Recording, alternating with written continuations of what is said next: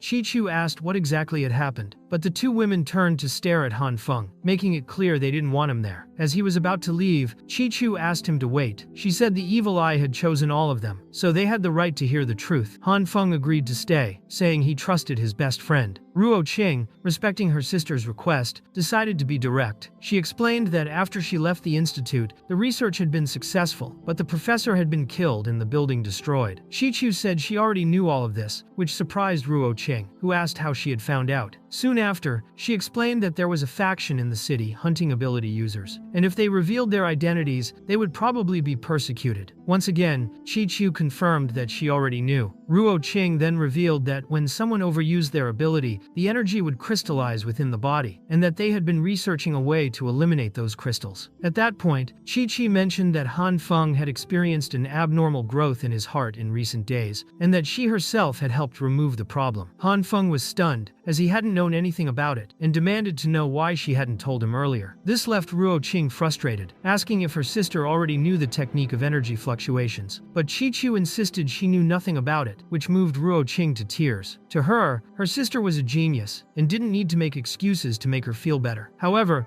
Chi-Chu assured her she truly didn't master the technique, and praised Ruoqing's intelligence instead. Even so, Hanfeng was already tired of the confusion, and demanded they explain what was really going on. The 2 of them replied at the same time that what lay ahead was hell, and that he should have realized it from the very beginning. Ruoqing explained that she graduated from university at the age of 18, while her sister completed her master's degree at at 19. They were recognized as brilliant and beautiful young researchers. 2 years ago, the institute accidentally discovered an ability user who had frozen himself. The following year, both sisters suddenly awakened powers, but shortly afterward, Chi-Chu disappeared. At the start of that year, the institute successfully carried out a plan to create artificial ability users. A few months later, the professor in charge of the research was assassinated inside the women's restroom, a fact that intrigued Hanfong even as the account continued. After the crime, several other researchers disappeared or were killed, until the entire institute building was blown up. Only 3 managed to escape thanks to the use of their own abilities. Hanfong suspected that someone had a strong interest in those studies. Hen confirmed, saying that an organization called the Base was gathering many ability users and was most likely responsible. Hanfong thought they might be the same men they had faced before. He then asked why they hadn't captured one of the soldiers to investigate. At that moment, Ruo Qing clarified that they had already done so with the leader of a squad, but according to him, they weren't from the base but from a group called Juyi Tang. Hanfong was astonished, for he knew that group well. Zixi commented that one of the prisoners had helped an entire community and seemed to be a refined and kind person. However, Hanfong thought that was impossible, since Ziyi would never do such a thing, and within Juyi Tang there was no one refined or kind. Curious, he wanted to know where those prisoners were, as he wished to see them personally. Zixi then led him to the place where a man was being held. To everyone's surprise, the prisoner was none other than Xue. Hanfong had not expected to find him there, and learned that he had once been a squad leader. Xue, in turn, was also surprised to see him, and explained that, at that time, he only sought supplies because he wanted to help other people. Hanfong, suspicious, asked if he was implying that the fault lay with them for not having shared the resources. Xue replied that this wasn't the case, but Hanfong insisted he wasn't innocent, and accused him of having allied with the base, while posing as a member of Juyi Tang. Zixi was shocked to hear this, but Xue swore he wasn't lying. He explained that, at first, he had indeed joined the base, and had been appointed as a squad leader. However, when his group was surrounded by Juyi Tang, they were ambushed and forced to surrender, eventually fighting alongside them. He also explained that, not long ago, Juyi Tang had sent men disguised as soldiers to try to capture the underground warehouse, and that he himself had been among those defeated and captured. He added that, if they didn't believe him, there was nothing he could do. Overcome with rage, Hanfong grabbed his head and smashed it violently against the bars, demanding to know if he really thought he was as innocent as those he had deceived. Even while being beaten, Shueyu stuck to his story, claiming that he was already just a prisoner and had no reason to lie at that point. Enraged, Hanfong drew his gun and warned him that he would give him one last chance, demanding that he reveal everything he knew about the base. Shueya, however, said that he had spent very little time in the organization and knew almost nothing. Out of patience, Hanfong fired a shot that grazed his ear and made it clear that the only reason he wasn't killing him was because he still saw some value in him. He warned that if he didn't reveal the truth, that value would vanish. After that, they returned, and Zixi commented that he had been brave to face that liar. Later, Hanfong reported everything to Kim and the others, telling them that the prisoner he had found was none other than Xue. The revelation left them horrified. After hearing the details, Ruo Qing said she couldn't believe they had been deceived for so long. Hanfong, however, explained that Xueyu had indeed once been part of the base, and that the underground warehouse had originally belonged to them. However, there had been a conflict between the base and Juyi Tang, and for that reason, the former had been hiring people to destroy the rival group. It was then that one of the girls asked whether the leader of Juyi Tang could be Zhenggao, but Hanfong told them that Xueyu had revealed that the current leader was actually Ziyi himself. Everyone was stunned by this, but Hanfong admitted that he hadn't believed it at first either, to the point of assaulting Zhua over that information. According to information provided by Xueyu, the organization known as the Base currently occupies an international airport and commands nearly 1,000 soldiers. These soldiers scour the city in search of supplies and survivors, recruiting young people into their army in exchange for food. However, all the elderly who die are secretly turned into food, a fact that disgusts everyone when they learn of it, considering it utterly revolting. Despite the collective shock, Hanfong found the girls' calmness strange and asked why they didn't seem surprised. Xian replied that Zhenggao had already told her about it before. Hanfong grew irritated at hearing this, since Zhenghao had never said a word to him. He concluded that once the base finished destroying Juyi Tang in the city, they would likely attack the underground depot where they were hiding. The village where they were staying was not far from there, which meant they would be in danger too. To try to thwart the base's plans, Hanfong decided to take weapons and equipment to the Juyi Tang group to support them. Chu Chu backed the idea, When they reached the armory, Chi-Chu used her ability and sucked all the items into her black hole. Zixi, impressed, commented that the power was truly formidable, as expected from Ruo Qing's sister. After collecting several pieces of equipment, Chi-Chu said she was almost throwing up, likely from the strain or the stench of the place. Ruo Qing then asked them to also take the military radios, which had a range of 30 kilometers, so they could communicate in the future. However, when they tried to store the radios in Chi-Chu's black hole, she warned that she was already at her limit, since even though her black hole was large, it wasn't infinite. The scene then shifted to Ziyi, who reported that the base's forces had surrounded them, and he could no longer find Zheng Gao. Shortly after, a man appeared saying that Zheng Gao's allies had been tied up inside an armored vehicle and were being used as human shields. Outside, the base soldiers announced that everyone was surrounded and threatened to open fire if there was no surrender. As the soldiers prepared to shoot, they realized there was no one in the area. One of them, however, believed Zhu Yi Tang was indeed there, trusting the captain's words. They informed the captain that they had found no one, and he ordered them to move to the next street, continuing with the original plan. In the back seat of a vehicle, a man questioned Captain Zhao, asking if he was truly capable of carrying out the mission, reminding him that the last time he had let an ability user escape and ended up being disciplined by the commander. Zhao replied that it was very difficult to find people in that area, but he believed that by fully encircling it, no one would escape.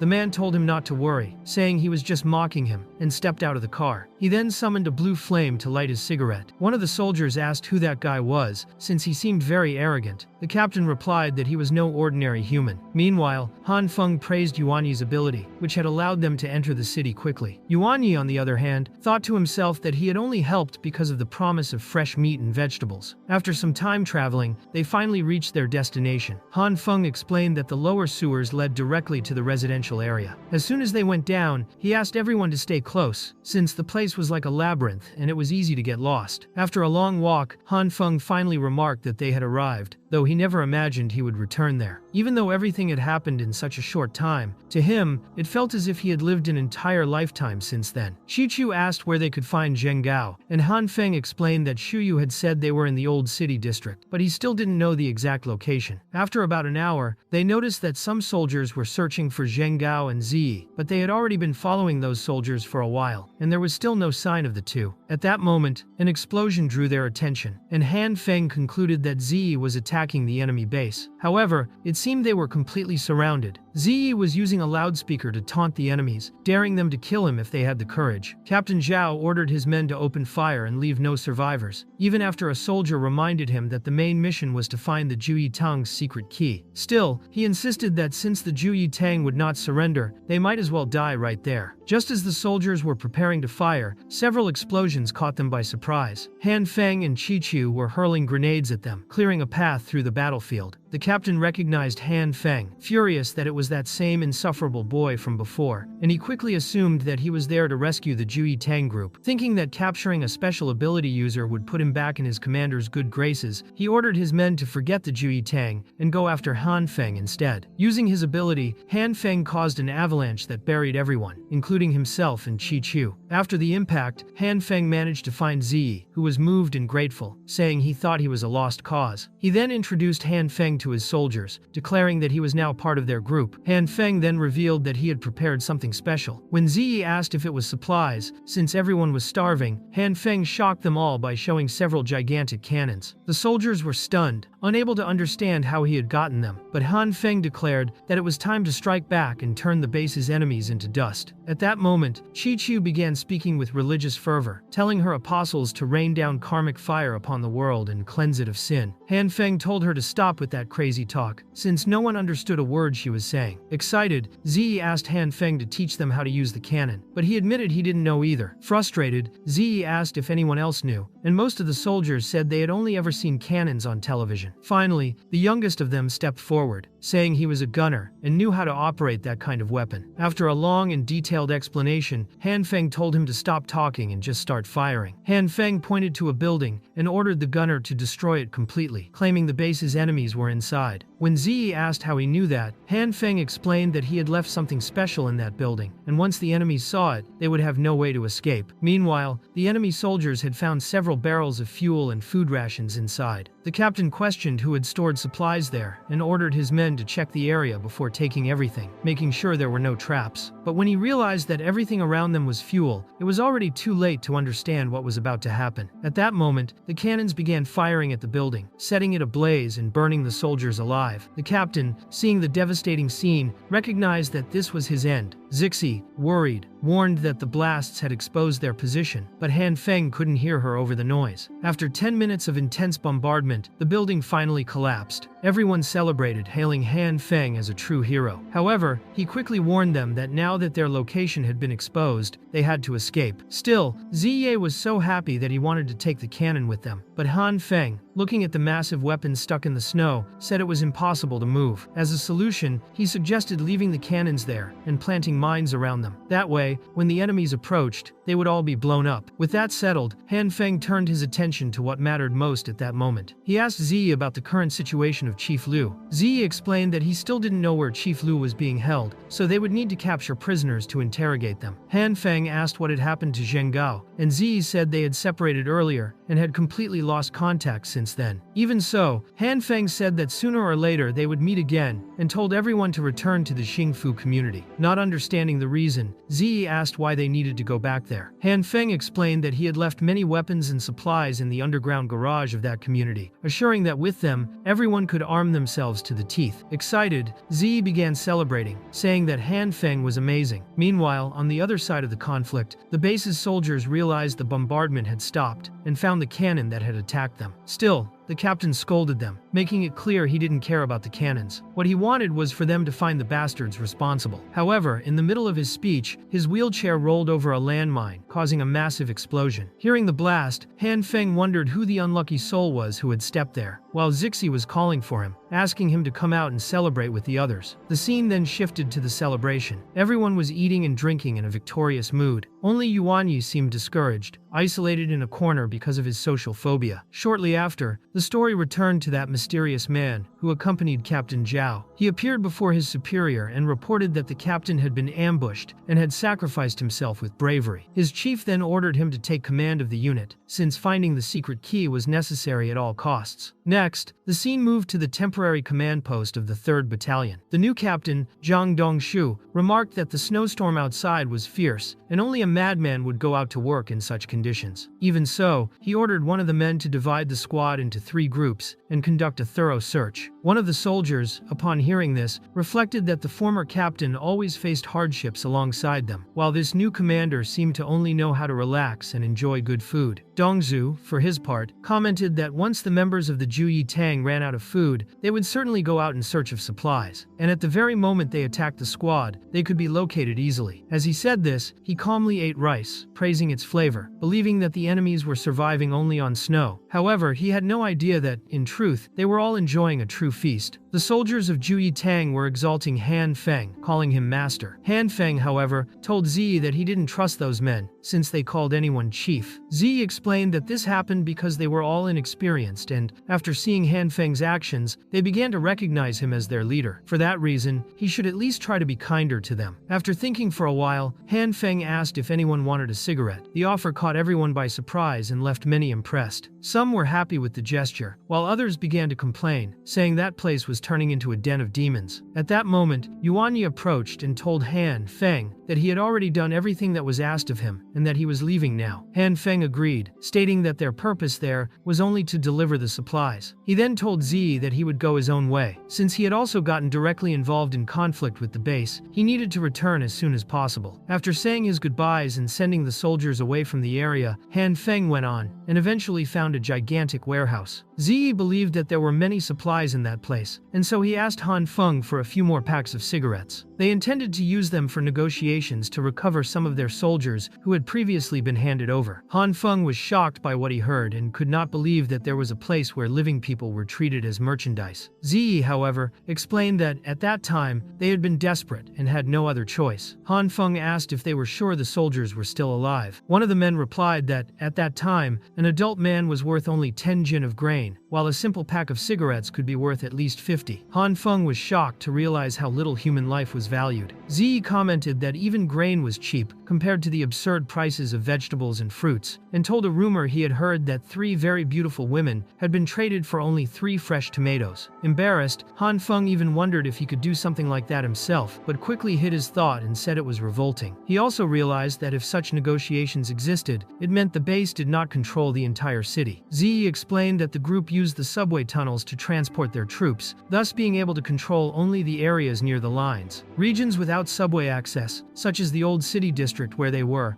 beyond their reach. Hanfong then understood why Zi was there. It was at that moment that Zi said he needed to rescue his friends, since he was counting on their help to later try to save Chief Liu. But suddenly, he collapsed in front of everyone, revealing a severe wound in his abdomen. Strangely, no one had noticed the large hole in his body before. The scene then shifted, and a man analyzing the wound commented that it seemed inflamed for several days, which indicated Zi had been pretending to be fine for quite some time. Hanfong ordered everyone to leave, as he would try to help Zi alone. After about 10 minutes using his green light ability, he realized it wasn't having any effect. He then asked Chu Chu if she had any medicine with her, but she said no. He then asked Yuanyi if there was anything at the military base, but he too confirmed that there was no proper medication. Hanfeng grew worried, thinking that if Zi wasn't treated quickly, he might die. With no other choice, he called Nurse Kim and explained the situation. She instructed him that the first step was to remove the bullet, then clean the wound with saline solution, disinfect it, and finally administer antibiotics and fever reducers. To get those medicines, Hanfeng decided to go to the underground black market, together with Chengdu. According to him, the black market was inside a tunnel on the other side of the river, beneath the riverbed itself, and was only a few kilometers away. However, the entrance was dangerous, as ambushes were common at the only access point. As they approached, Hanfeng noticed several destroyed vehicles and wondered how many people had died trying to reach that place. Chengdu explained that those who went to the black market usually carried many supplies, which made them easy targets for attacks. Elsewhere in the city, inside a building, a group was discussing the lack of resources. One of the men said they hadn't received anything for 5 days, and that the next day they would surely run out of food. A blonde woman replied that they had to wait for people to return from the black market with whatever they managed to trade. She complained that the last captive only carried cigarettes, which was not food. She lamented the possibility of going back to eating human flesh, but the man told her to stop crying, as he had noticed someone approaching. Looking more closely, he realized they weren't in vehicles, but walking in the middle of the avalanche. Meanwhile, Chengdu told Hanfeng that the black market was just ahead, and that, according to the rules of the place, they would have to continue the rest of the way on foot. Otherwise, they could be mistaken for raiders and killed by the snow sentinels. After passing through 2 checkpoints, they would finally be inside the market. After walking for a while, Hanfeng asked how they would enter. Chengdu explained that the entrance was on the other side. When they finally arrived, Chengdu warned him not to be shocked by what he was about to see. Hanfeng said he had already seen everything these past few days, but as soon as he took his first steps inside, he was startled. The one who greeted them was a robot. After Chengdu showed his membership card, the robot asked them to wait a moment and to refrain from any kind of violence, warning that otherwise they would immediately open fire. At that moment, Hanfeng realized that the place was even more dangerous than he had imagined. The robot then escorted them to an elevator, which surprised Hanfeng, as he hadn't expected to find something like that in a black market. As they walked through the corridors, Hanfeng remarked, impressed, that the faction must be extremely powerful, since they had electricity, robots, and even a working elevator. The robot guided them to a door and informed them that they should enter. Hanfeng began to wonder if the underground black market was really behind that entrance. He imagined it would be a place ruled by cruel criminals, lawless,